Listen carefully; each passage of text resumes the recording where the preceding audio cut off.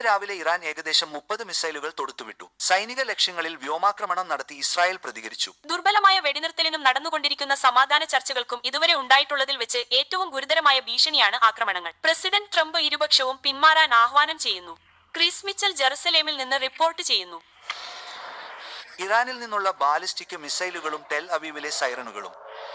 തിങ്കളാഴ്ച പുലർച്ചെ tell അവീവിലും Jerusalem ഉൾപ്പെടെ മധ്യ ഇസ്രായേലിലുടനീളം സൈറണുകൾ മുഴങ്ങി. ഇറാനും അതിന്റെ പ്രോക്സികളായ യമനിലെ ഹൂത്തികളും നിരവധി ബാലിസ്റ്റിക് മിസൈലുകൾ വിക്ഷേപിച്ചു.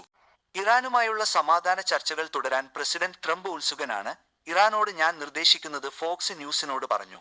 നിങ്ങൾ നിങ്ങളുടെ മിസൈലുകൾ വെടിവെച്ചു, അത് മതി. ചർച്ചകളിൽ തിരിച്ചെത്തി ഒരു കരാറിലെത്തുക.